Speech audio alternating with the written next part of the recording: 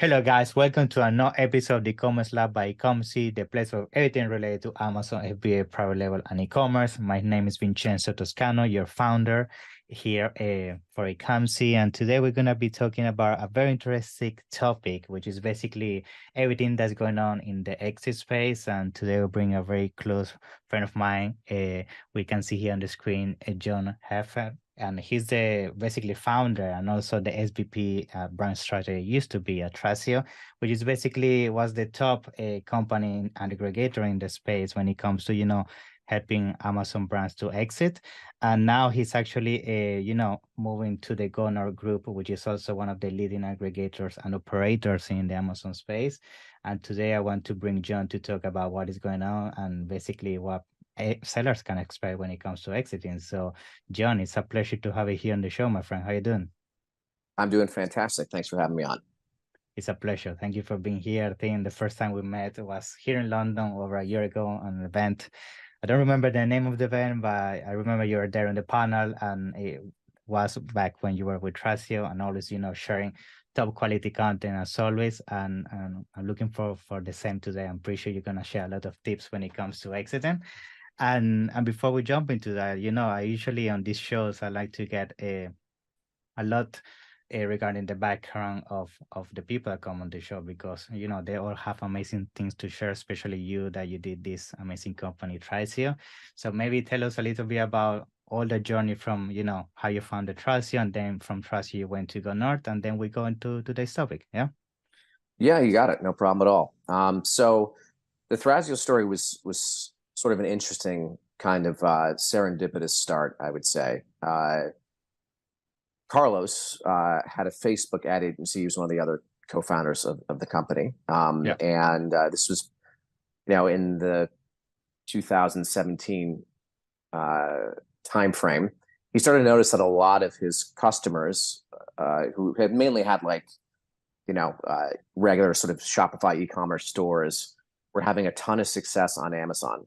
Yeah. And it just sort of like put a bug in our ear. And I used to consult with Carlos, and we were neighbors, and we were thinking about actually launching some of our own brands originally. Okay. And then Carlos had some conversations with Josh, who's one of our other co-founders, who had a very serious fundraising and finance background. And he'd been kind of like wrestling with the idea of doing some kind of roll-up of some kind at some point. And Okay. so Carlos sold his ad agency. We started hanging out like a few days a week, maybe like 3 or 4. He has this beautiful wine cellar in his basement, and we would just talk about life and about business. And eventually the conversation sort of got to be more serious around the Amazon space. Nice. And I think it was December of 2017 when I first opened up my laptop and just literally typed in Google, how do you buy an Amazon business? Right. Yeah. And so we started there. We brought Stephanie on like right away Okay. to do outreach for us. And by April of that year, we were a real business. And we were off and running and buying. And our original thesis was that like we could take some of these brands that were undervalued because they'd had some success, but then had faltered and revive them. Yeah. And it was a really bad thesis.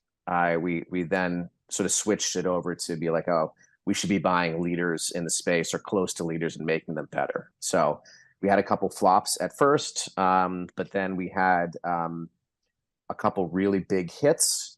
And one of the hits that was most famous for Thrasio was probably Angry Orange, which was sort of my baby. And I really think that brand was the spark plug that launched this entire M&A industry. We were able to raise literally billions of dollars off of that story. I remember all the headlines all over the place. Yeah. And then from there, everyone else was too, right? So my time at Thrasio, we acquired over 200 brands. And then we had whatever it was, I over 50, let's say, copycats at one point of people just trying to sort of do the same thing. And there's a lot of loose and fast money coming in. There's a lot of cash that had to be deployed fast. There's only so much Amazon management experience out there. So that was limited. And so people were buying like crazy. Multiples went up. There was a COVID bump, which kind of artificially inflated a lot of brands. And that basically created, in essence, like a market collapse. That's right. right. It was just like a rocket ship up and then a bubble bursting. And now we're sort of in, let's call it the beginning of the second wave. And I think we're all hoping for more of a steady ride this time around. So, and that's what really interested me in Go North was my favorite time at Thrasio was really that period when it was the first four of us to, let's say, like 150-ish people. Yeah. It was so much fun. Like you could really be hands-on. You could really make an impact on brands, make changes quickly. And once you get larger, it becomes really hard to do things at speed, and it becomes more about organizational structure and stuff like that. And for me, I really like the hands-on part. So I understand. I walked in the Go North office for the first time. I could feel the culture in there, and it's just like an exciting, happy place where people want to, do good things. And I just wanted to go on the ride again. That's the best way I can describe it. Yeah, for sure. Yeah, Johan is doing an amazing job when it comes to Go North, but I totally understand you. I mean, you went from a team of 4 to 10 people to now over 1,000 people. And I can totally understand like the complete a huge difference between the workflow and the control you could have over all these brands. And I bet you were missing that, that initial thing that you were lacking, the fact that you could control all these brands inside out, and then it was reaching a point that it wasn't the case anymore. Totally understand. But I think before we jump into the Go North side of things, I'm proud of what you guys have done with Tracy. I mean, when you guys entered the space, I remember you guys were the big dogs. Everybody was looking about everything you guys were saying about the aggregator space. I remember all the other aggregators were coming behind you. And the fact that you guys made it so far is definitely admirable. So congrats on that. And now just jumping into your journey with Go North. I feel like I totally agree with that. Now the second wave of aggregators is very interesting, to be honest, because now I feel like people on this second wave that are actually surviving in the aggregator space, they really know what they're doing, and this is mainly due to all the costly mistakes they did during the first wave. They understood what are the things people were doing wrong, and now a lot of things are changing in the second wave. For example, one of the big things I'm being seen that's changing a lot is that before, I remember people were buying the business and then completely removing the founders. Now I see more hand methodology where you bring the founder on board and you actually keep them with all the processes, because at the end of the day, they are the ones that create the brand. And that's something that, I would like to touch a little bit forward during today's episode. However, before we go into all the technicality, I think something that I would like to ask you so we can kickstart the topic today is something that people ask me all the time, right? And it's basically people always ask me, what are the main factors right now that drive valuation? Because a lot of clients that work with us are people that see me at events and people that know me. They always say, I'm preparing my brand for exit. And I really want to understand where I should be putting my time and my money, in terms of my processes and building the whole thing for preparing for that big payday. So being said that, maybe you can tell us a little bit of, now that you're working with Go North and overseeing all these deals and brands, maybe what are some of the things you would say that right now are key to get the best valuation when it comes to exiting your Amazon brand? Yeah. Sure. I mean, there's some standard things, and then there's some not so standard things. So the things that will get the highest valuations are real intellectual property and a really, let's say, a moat built around your product that predicts its future success. Okay. Right. So if I had a patented product or a formula or something like that no one could penetrate, that was selling really well, that had like a lot of subscribe and save, that had real brand feel around it, like that's like the perfect storm of things, right? Because we're not buying on past results, we're really buying on what we think the future will be. That's right. So if we see a brand that's selling a standard product from China, and then there's 15 more competitors have just entered the space, and there's a price war to the bottom, yeah, that that product, that product's not going to get the same level of valuation as something that has something special to it. That being said, like what we really look for, and I think what most people in the space will look for is simplicity, right? So Right. there's when we look at a brand, we really look at the SKUs that we want to keep. Often there are ones that we just don't really want, right? There's also some people will say, well, I should diversify marketplaces, so they'll throw their product into 19 different spots, and really it might increase the revenue by 7%, but the overhead management for an aggregator to deal with all that stuff just makes it not worth it, right? So to me, like good product selection, good leadership position with a nice moat, with real reviews that are of high quality, and something that we can make a reasonable prediction that this thing is going to be a success. That's what gets you a good valuation. That's what gets you people interested in buying. And if you can build a brand on top of that, or if there is some intellectual property, those are the next layers up. Yes. Right. So, sure. Like generally, most people don't want a company that has, let's say a company is doing a $2 million in sales, but they have 150 SKUs. That's too much complexity. It's a mess, right? We'd much rather have like a $10 million brand that has 2 SKUs. Yeah. Right. And so I think that's the magic, is really leaning into what's working for you as an Amazon business and making the strongest stuff as strong as possible without adding too much complexity. Yeah. And I agree on a fact that you mentioned that's so important, which is the fact that nowadays with all the content you see out there that people tell you you need to diversify, which of course is very important. People do the mistake of what you say, opening the Shopify website, they go to all these other marketplaces, and the thing is because most of them don't have the experience doing this because they come from an Amazon background. I think actually in if you do those things and you do it wrong, and then on the P&L that actually looks more as an expense and a negative thing, right, than an opportunity to explore, I guess that also could affect the multiple, because I guess sometimes it's better to sell it as an unexplored opportunity, right, than doing it yourself and showing that it didn't work, right? Maybe. Yeah, for sure. I think that's fair. Yeah.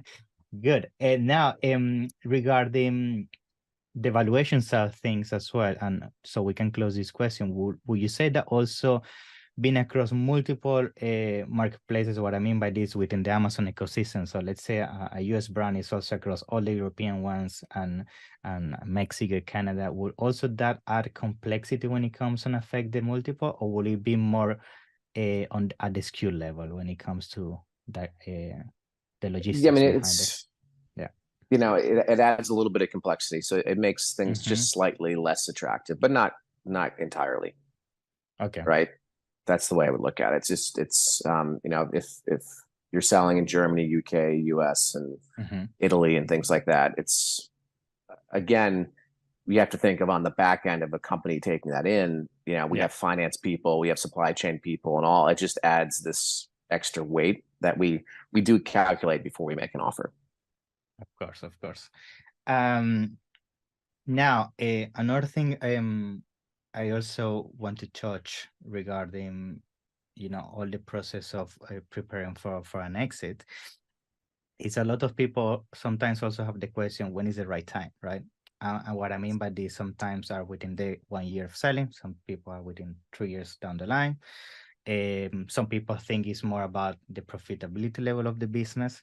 And I know there isn't a one answer for all these cases, but maybe there's a, general guidelines regarding, when you're reaching certain level of this revenue and certain levels of this profitability, that's when it would make sense to open the conversation. Otherwise, it would be a waste of time. And being said this, do you have maybe some guidelines regarding, based on what you're seeing right now, that's attractive to investors that you should keep in mind? Maybe a revenue level, profitability level? Are there some insights you can share? Yeah, no, I think for most people in our space, you should be doing at least $1 million in revenue, I think, at minimum, before you enter the market. And the profitability or so should be, at the very lowest, this is too low for us, like 12% and higher if possible, but sometimes not too high, because too high can mean there's just going to be a price race down, right? It's coming the wave. Yeah, exactly. Right. So, I would say like some sort of, let's say 6 months to a year and change of really steady performance, right? So reliable results, or if it's seasonal, then 2 seasons that show maybe, a history of what your products can do. Okay, interesting. And when it comes to this, also tying this to this question, so we can finalize this point, will you also say there are certain categories right now that are more attractive than others, based on, again, this also got tied to the complexity and also the issues that you may have in terms of compliance and all that. So is there something that you will say, and this maybe also applies to, some Amazon sellers that they exited and they want to enter again the game again, and they may think, okay, maybe I do this category because these ones are the ones getting the biggest multiples. Is there something, Mary, you can share some light there in terms of which categories are more attractive nowadays? Yeah. I don't think, I think it's still pretty category agnostic. Maybe there's some others in the space who are more focused in a certain niche. But it goes all back to the values that we previously talked about. It's not the category. It's more, do you have a brand? Do you have IP? Do you have a mode? Do you have reliable sales that looking forward? Because we'll know too, and that's what a lot of people will put their brands up to market when they feel the pressure of like a price war coming on. Like obviously as professional due diligence people will know that too. Yeah. Right. So if that is the case, people just have to be realistic with their expectations of what they're looking at. But I'd still say it's pretty category agnostic. Awesome.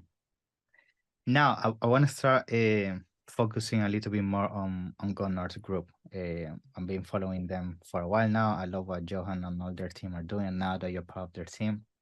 And I think something that, I want to learn more from you now that you're inside the processes and everything they're doing is learn more about what makes you guys different from the rest, right? You're definitely doing things different than the rest. That's why you've been on the game for so long now. And and you definitely have a good presence and people talk very nice things about what you guys are doing. So I just want to learn from you that you're inside now. What are the things that maybe you're seeing that you guys are doing, if you can share, that you definitely think makes you different than the competition and the other ones that are trying to catch up? Yeah, I think some of it is just after the first collapse, right? There was a lot of really smart Amazon people all of a sudden available, right? Who had real chops in brand management and building brands and creative for Amazon, and even supply chain and understanding how Amazon's different from other companies and IPI scores and things like that. So Go North was in a position where they were raising money when everyone else was sort of like running for the hills. And then yes, and then there was just access to really kind of smart people everywhere. So that's what I found there. What's really different is that there's a lot of Amazon experience in the room, a lot of really smart people across all the domains where you need to be good at Amazon. And now, like, adding someone, like myself, and we've added Ken from our team too, to really improve our pipeline and build that up, is we'll just know when to grow and when to stay still. Yes. And that'll be the big change of things. It's actually it's pacing this business, where before it was just exploding rocket ships, right? Just deploying the money as fast as possible and see what happens.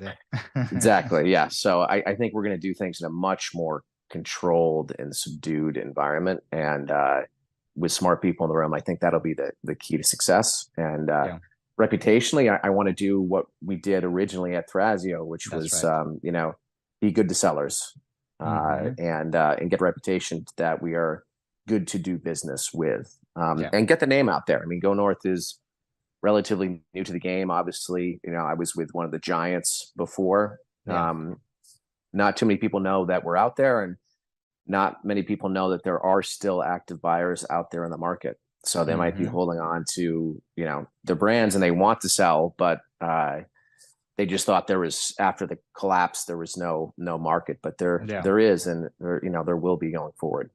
Yeah, for sure. I can definitely tell you that you guys are doing a very good job when it comes to reputation, because as I told you, everybody says nice things about what you guys are doing. And that's why I wanted to ask you this question, just to learn what you guys are doing to achieve this steady growth and be able to differentiate from the other ones, which are definitely, and we agree, struggling, right?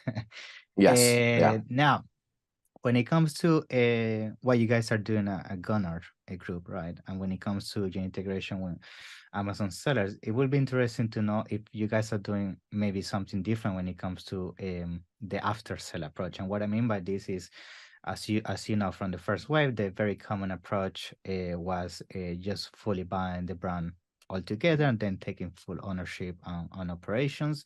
Then we start to see a little bit more a hybrid approach where maybe they come more as a partner and they keep the founder on board, which is what I mentioned initially, which is why I'm bringing this now to the table. And I wanted to hear your taking in terms of what is now the typical setup you're looking to achieve with the founders that are looking to exit with you. Are you looking more to take full ownership of this brand and bring them under your umbrella? You're looking more to bring all these founders as part of the team and use their knowledge and their mistakes, as you guys have done with all these people coming from other aggregators, to have a more educated, approach to things. So yeah, what is usually now the setup you feel Gonor is more aiming towards when looking for an exit? Yeah. I mean, we're capable of managing our own stuff, but you know, for me, integrating the seller with the next chapter of the brand is very important. Okay. So, an ideal scenario, we kind of want them along with our journey for at least a year at varying levels, right? So, I just think it's important because there's so much, you know, no one knows their space like people who have created leadership positions in their space.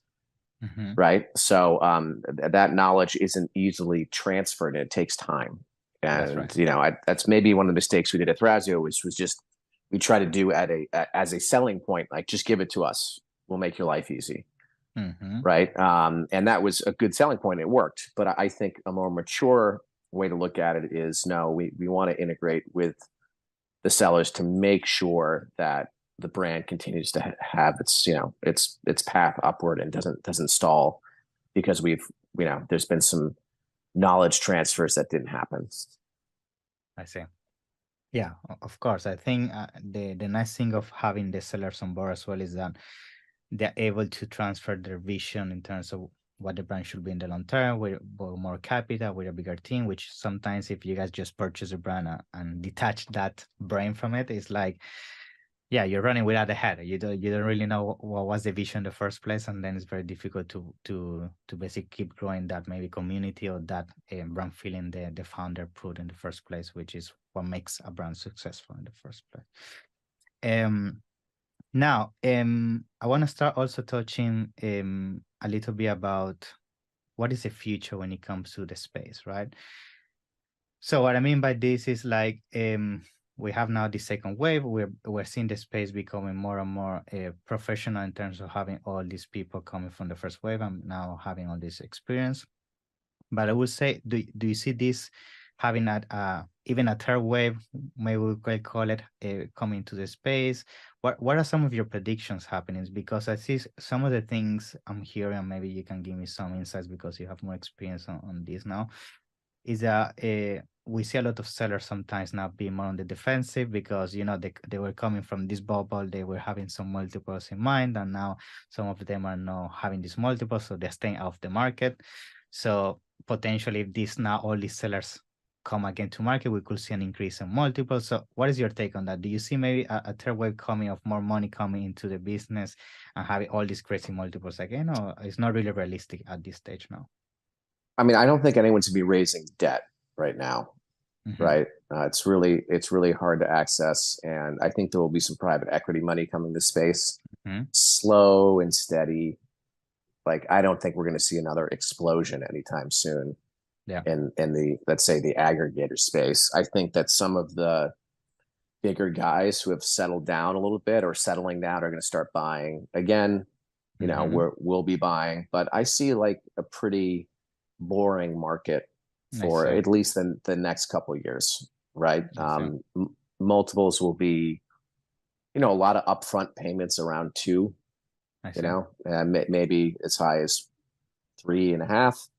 I think that's really realistic, unless someone has just a really Crazy brand. kick-ass Yeah. brand. Yeah, you know, that's like you An know, like if Apple. someone yeah, if someone Yeah. brought an Angry Orange, like maybe you can get, you know, something more for that, or a Yeah. private equity firm would pay for that. But I think the realistic expectations is that you're going to get a deal. It's not going to be all upfront cash. There'll be plenty of opportunity to have an earnout that will get you way more than a 2 or a 3 upfront. You know, but again, you're going to have to go on that journey with the sellers. And I wouldn't, like, if you're tired and you're thinking about selling, or you just, it's time, you have a new, or you're onto your next silver ball, and you have this nice brand that's there. Like, I don't think holding on to it right now to wait for the next big wave. I mean, you could be waiting a really, really long time.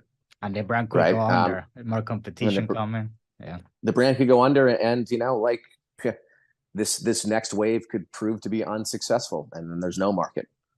Right. Like, who knows? Like, the world's a very crazy place. It's hard to predict things. So, I don't, you know, I've told people on podcasts in the past at Thrasio, I always try to tell the world as I see it, so people trust me and therefore trust the companies I work with and things of that nature. Like, you know, I would tell people who was like, oh, hold out, like this big wave of money is coming. But all the information I'm getting, and the few events that I've been to, it's not. Right. There's some private equity money that has to be deployed, and people are looking for stuff. And so there will be some, right. But I don't Not think to the we're going to be crazy levels. Yeah. no, you know, we're not going to go from a place where you know, where there's, you know, 1 to 3 people bidding on a brand, back to where there was 17 people bidding on a brand in a price war. Those days are over, I think, I for remember. a really, really long time. Yeah. Yeah. Good. Good. That's awesome. And I think now to conclude, you know, just to pick a little bit more on your brain regarding this space, I would like to ask you if, you know, if let's say you're a seller, right? And you getting started now, or you're in the process of exiting, what are some of the mistakes now that you're seeing hundreds of brands and hundreds of deals and deals that you will avoid to make sure you have the smoothest exit towards the market right now? What are some of the things you would advise so we can conclude? Yeah. I mean, again, just try to have a clean house, have your accounting done professionally, and make sure it's, you know, like accrual based accounting, and, you know, have uh clean up old inventory that you need to sell through and get rid of. Don't leave a mess.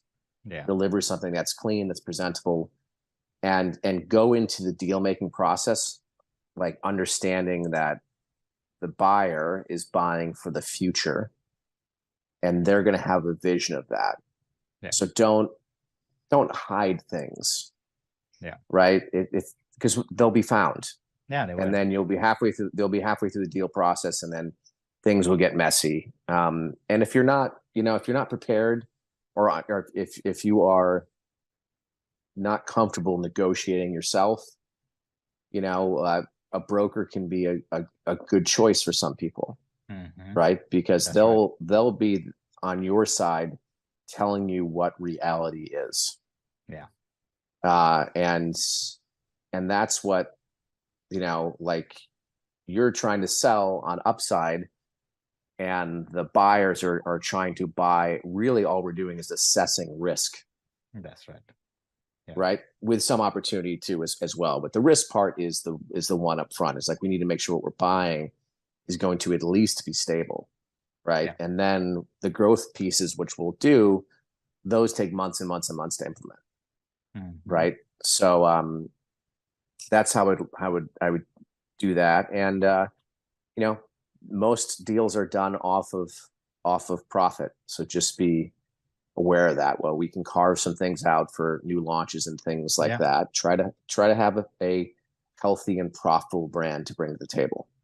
Awesome. What are we going to do with a $3 million brand that, you know, has $80,000 in profit? Yeah. Nothing. Yeah. Right. Of course. Very good.